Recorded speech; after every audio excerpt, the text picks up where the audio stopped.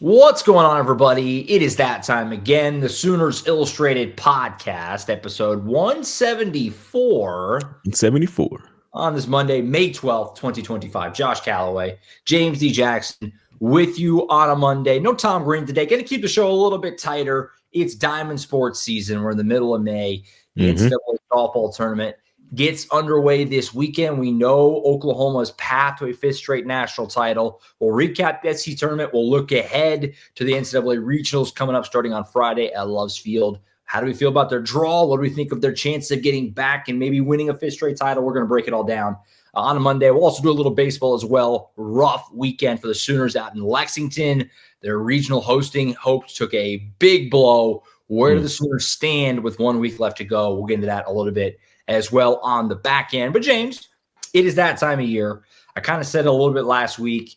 I love this time of year, the postseason in softball and baseball, the Diamond Sports. It's a lot of fun. And it kind of got going a little bit already with the conference tournaments, but now you get the big dance. The NCAA tournament starts this week. Before we get into that and the regional and the group that's coming to Norman and who they potentially could see in the super regionals, because that's quite interesting as well. Let's look at the week that was with the SEC tournament.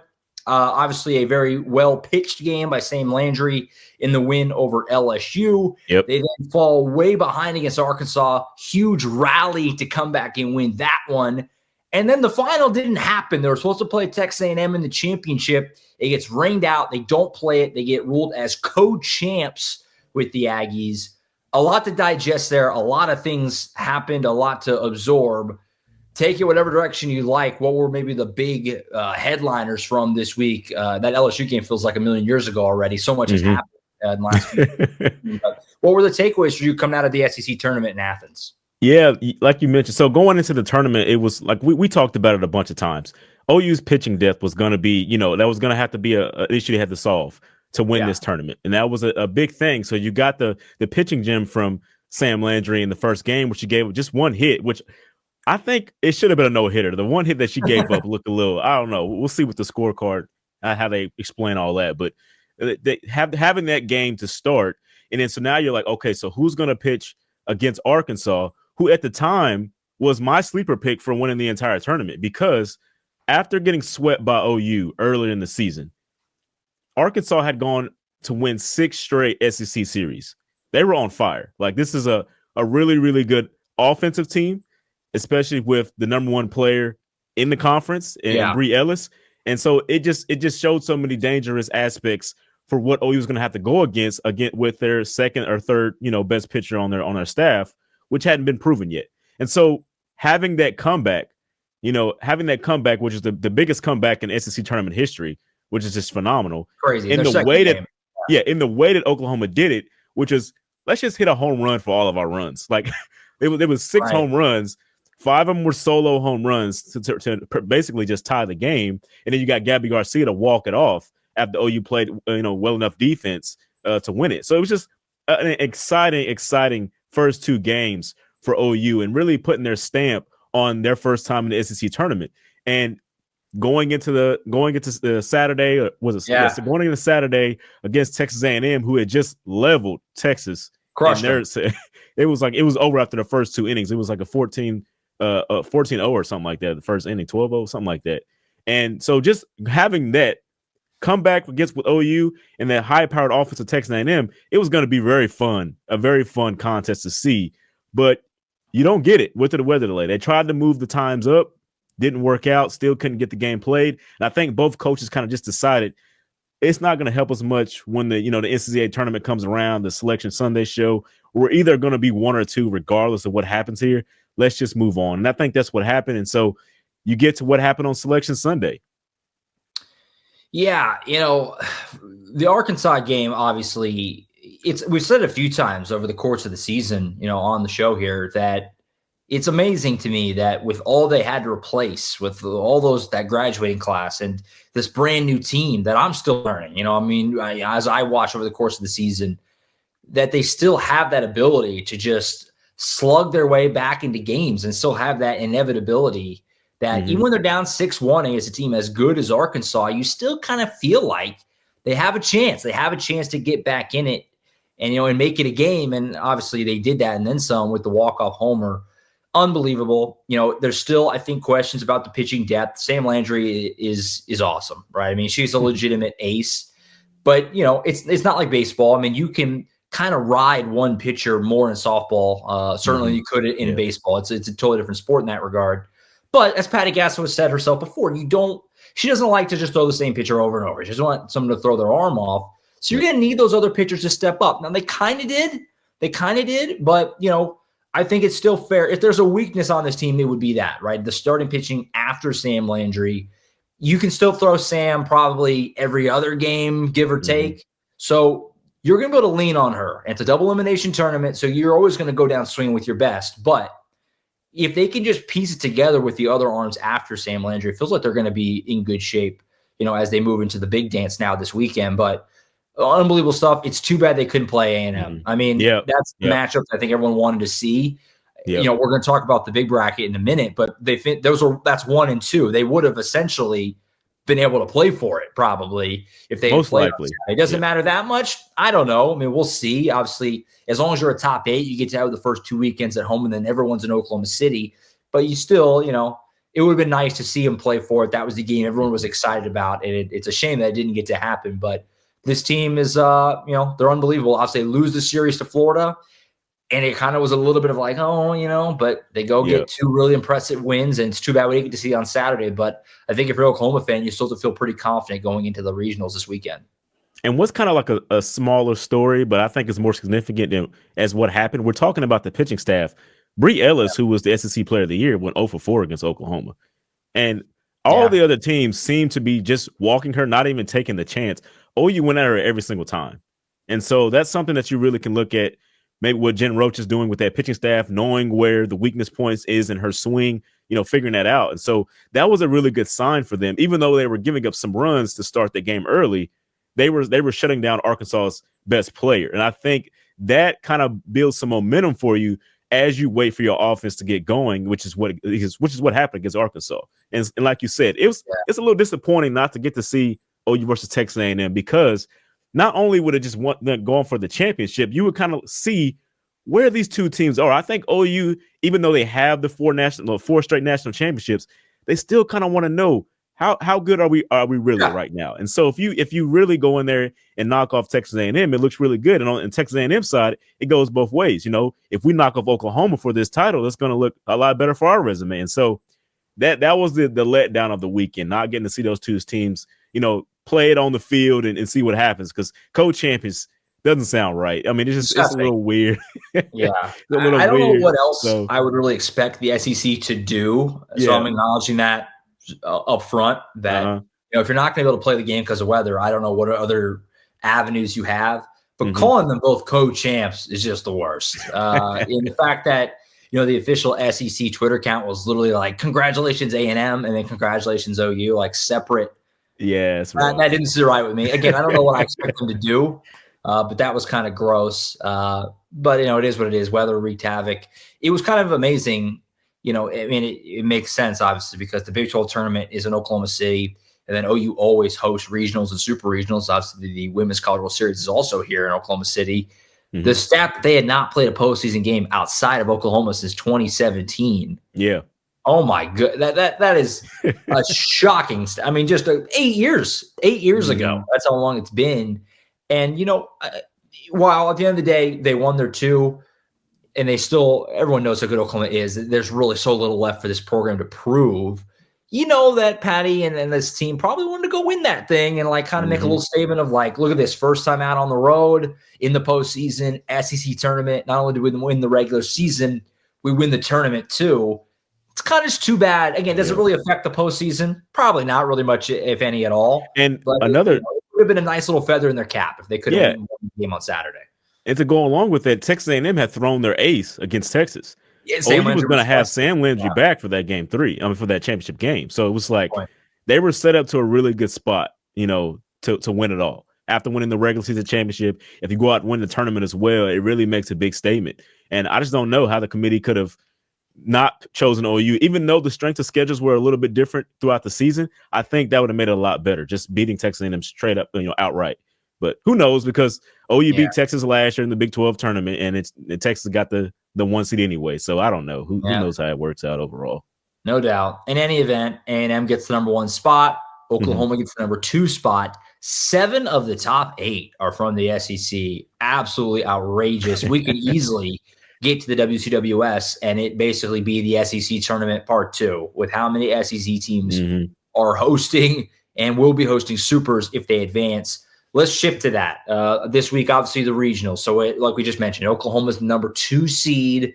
They're going to have Boston in the first round, Boston University, California out of the ACC, and then Omaha round out their 4. Not an overly difficult group on paper. It wouldn't seem.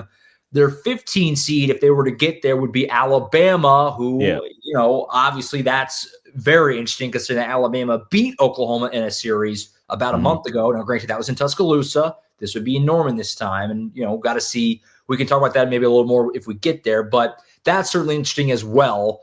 What do you make of the path? What do you think of their draw in the regional as far as what's going to be coming to town? And certainly feel free to kind of speculate because, there's not many teams that are going to put fear in Oklahoma. And I'm not saying that Alabama does, but the fact that Alabama already beat them in a series this year, if that's the way it goes, that's probably one of the few teams in the supers that would at least make you kind of pause for a minute like, Bama already beat them in a series once. They could theoretically maybe do it again. What was your thoughts on the draw for Oklahoma this weekend in the regionals? And I want to point out, too, because based on this, being the 1 or 2 seed, it changed a lot for what OU's path is going to be. So if they were the 1 seed, every team that had, basically beat them this year wouldn't be on their side in the regionals or the super regionals or the World Series like on that side. Right. And so that changed a lot.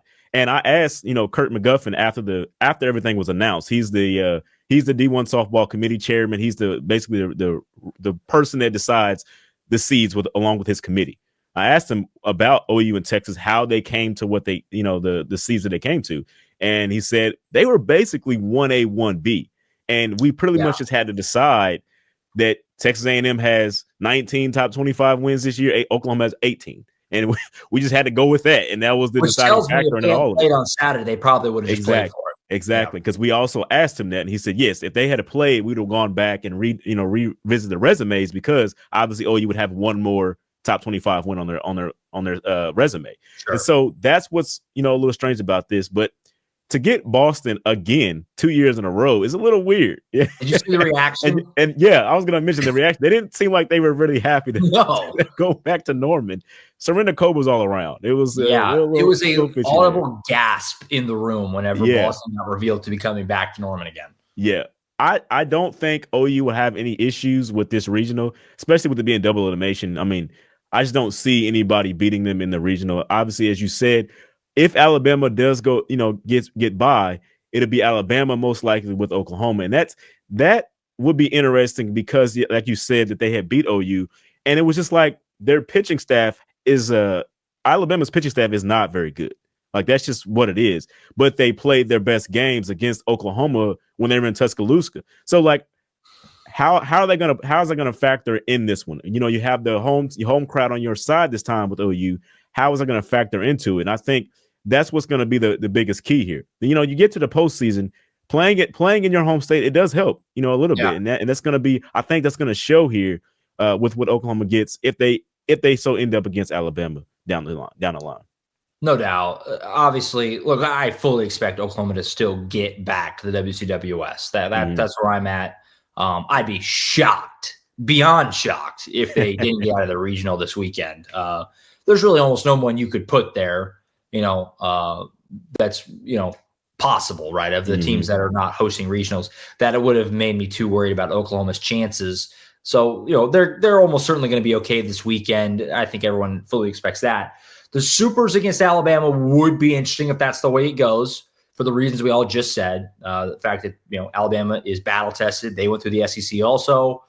They played in tough places on the road. They already took 2 from OU. It is a totally different ball game when it's in Norman.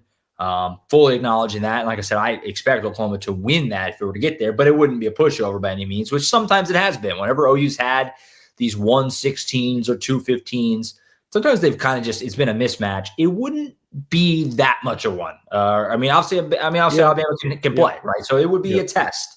And then, it also is interesting too, if you want to get really looking down the line, the 7 is Tennessee. That's who you would see in your WCWS opener, theoretically, right? If it all went chalk, that's certainly interesting as well. The history between those two programs, and everyone knows how important it is to win the first game in the World Series, that your path forward is infinitely more manageable if you win the opener. So that would be interesting too, to get there.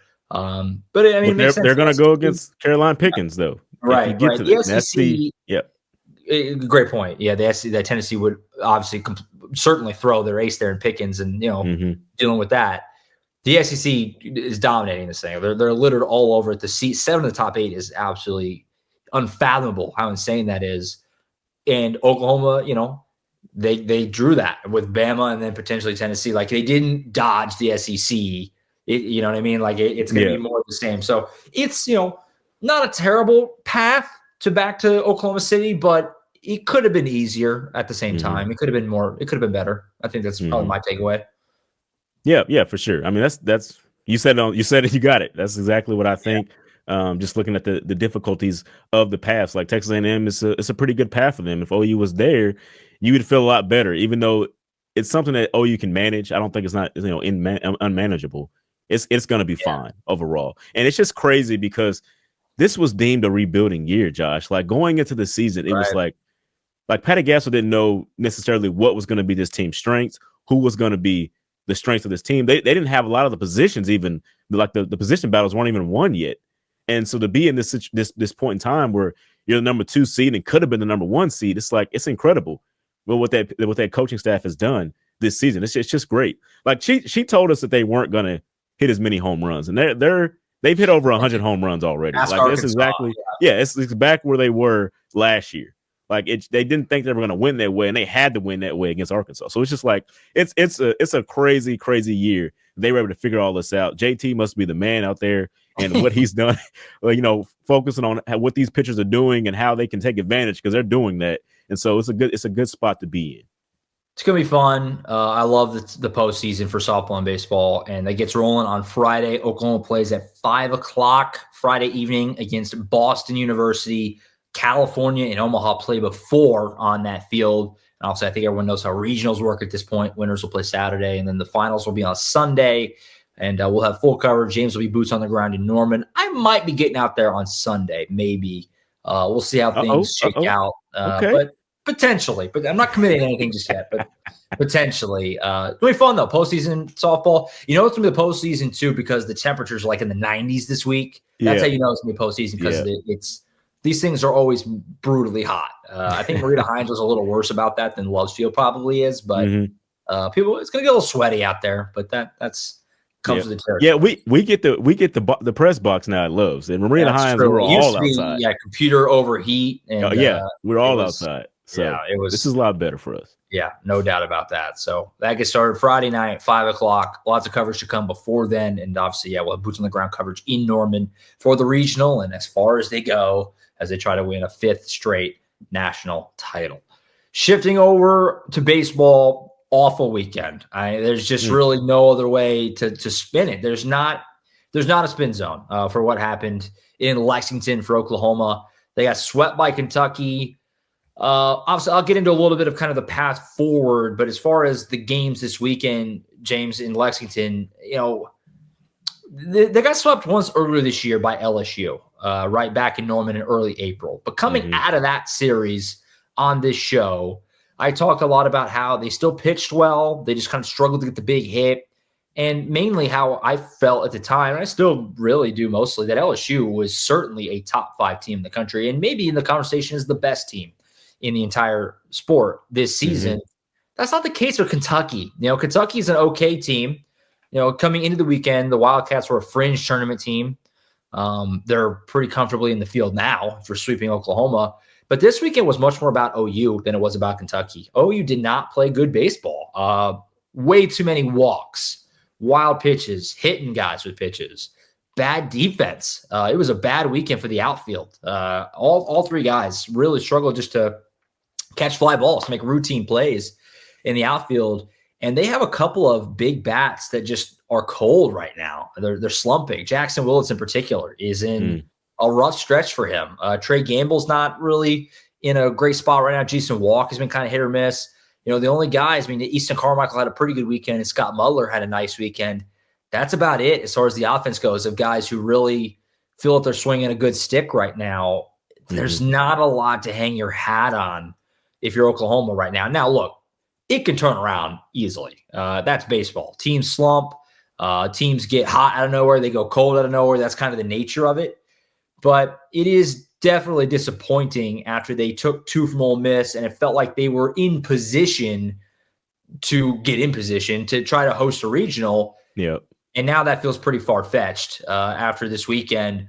Bad weekend, though, James. Again, when they got swept by LSU, it was competitive, and it felt like it was really more LSU's very good. This weekend felt much more about Oklahoma, what they weren't doing, than what Kentucky was doing. Disappointing weekend, and a bad weekend for the rotation. The starting rotation across the board, including Kyson Witherspoon, didn't pitch well. And for Kyson, it's frustrating because it was all in one inning. He gave up 4 runs in the 3rd inning. It snowballed on him. That was it. That's all he gave up. That's all Kentucky scored. But because the offense isn't rolling, they lost 4-3, and that kind of set the tone for the whole weekend right there. So bad weekend for the Sooners. Obviously, again, they can still turn it around. It's not like the season's over. But that was a bit of a gut punch right there in Lexington. They needed probably to get 2 to feel good about it, and they got swept. Yeah, so it's unfortunate to be playing, this poorly at this time of the year. You really want to make a statement right here. Yeah, it's just it's tough. Now it's going to be even harder. You got Texas coming up next week, so it's like they're the number 1 team. Now, if you can pull some off there, then maybe you're back to where you think you would have been at. But it's a lot more difficult now. You've made it a lot more difficult on yourself. So just got to stay focused and play better here. You shouldn't be dropping pop flies and things like that. That shouldn't be the case at this point in time. Like that just can't happen. So we'll see what goes on. But yeah, you got Texas coming up. That's going to be a tough battle. Is that what you think as well, right? No doubt. Like we said, just didn't play good baseball. You're going to have to play more buttoned up against Texas. Mistakes on the bases too. On was it Saturday's game where Easton Carmichael, he left early from 3rd on a sac fly. And I thought that was kind of a bad call, truthfully. But still, he was way safe. He didn't need to cut it as close as he did, and then overturning it. That's a run off the board, off just pure, a mental lapse there. Texas coming in. Oklahoma's now 26th in the RPI. Texas is, I think, 4. They're 3 in the D1 baseball rankings. The saving grace here, 2 things. One is opportunity. You're not going to host, playing a mid-level team. You need a big opportunity to get back in the mix. So that is a good thing for Oklahoma. Yeah. They need to play a good team to try and boost up their metrics and things like that. And Texas certainly qualifies a top 5 team in every ranking, and including RPI. And the other 2 thing that works a little in your favor is Texas is also actually slumping. The Longhorns have lost 2 out of, or they're 2-5 in their last 7 coming in. They got swept by Arkansas 2 weekends ago. Then they lost 2 out of 3 at home against Florida coming into this. So they're not playing great baseball either. They have a couple of big injuries that are really hurting them, including, their Friday night starter and one of their best hitters. So they're kind of limping in to this weekend as well. So if you're Oklahoma, look, if they won 2 out of 3 this weekend, it would not surprise me at all, right? That still could certainly happen. Baseball is kind of it can flip so quick. You see it all the time where they did it after LSU. They had that stretch where they weren't hitting. All of a sudden they exploded, and they had that big weekend against Vanderbilt, right? And it can happen fast, and I wouldn't be shocked at all. But they're going to have to play much better baseball, obviously, before you can even worry about hosting or anything like that. You just got to be playing better baseball. If you're going to try and win in the postseason and try to do some damage in Hoover next week, you got to just be a little more buttoned up. And I imagine that'll be a major emphasis this week. I can't, they got a really good coaching staff with Oklahoma, and I imagine they're going to be on them these next few days before Texas comes in on Thursday night, which should be a packed house. It's Red River, final weekend of the regular season. I think Thursday night with Kyson Witherspoon on the mound is probably the biggest game of the year so far for Oklahoma. So they're going to have to deliver, and it wouldn't shock me at all if they did. But big week, obviously. Just, again, before you worry about hosting, just big week to get things feeling confident again and get some good vibes before, the postseason. Yeah. Does it feel like OU gets to play, with not like nothing to lose here, like not no pressure on them? A little, Because yeah. yeah. I mean, the weight of hosting, I mean, that's, again, could they still get to hosting? Maybe. I mean, I think you probably would have to sweep Texas and then maybe do some damage in Hoover to get back into the conversation. But I do think that there's a little bit of that. Like, it's one weekend left. You're probably not hosting. Just go try to play some good baseball and kind of let the chips fall where they may from there. I think that's probably fair. And, we'll see where it shakes out. Unfortunately for Oklahoma, when it comes to regional assignments, so many of the hosts are going to be from the SEC. That only leaves a handful of places you can go. And they're not great. I mean, it's probably going to be somewhere in the ACC if I had to guess. So, I mean, we'll see. It's never going to be easy or easier as a two, as opposed to obviously hosting. Yeah. But when Oklahoma went to Omaha, they didn't host, right? I mean, you got to just, take it one kind of game, one weekend at a time. And that really kind of starts this week with Texas coming in. It should be fun. I'll be there on Thursday night.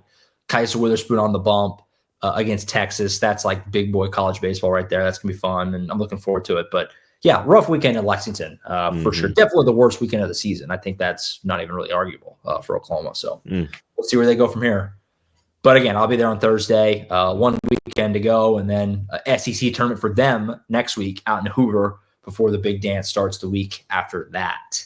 Yep. I think that's it. We just want to do some Diamond Sports catch up there. Like we said, lots of coverage to come. It's the best time of year for Diamond Sports. Softball regionals this weekend. Baseball's hosting Texas. Huge weekend for both sports. And we're going to have tons of coverage on the website, oklahoma.247sports.com. Be sure to subscribe, become a VIP member, be in the game threads, get all the latest intel on both sports, along with, of course, football, getting into the recruiting heavy part of the year. We'll have Colin on every Thursday. Got a lot of recruiting stuff to get into with him throughout the next several months, leading into, obviously, fall camp and all that good stuff. Probably get Tom Green back on the show, I'd imagine, next Monday, wrap up some other football stuff, and along with the Diamond Sports as well.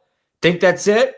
Any last thoughts from you, James, before we're going to a great time of year? It's going to be fun. It's going to be fun. Yeah. Getting to host, Texas as well. That's going to be fun with the regionals of softball. Friday night, both games at the same time. It's going to be rocking.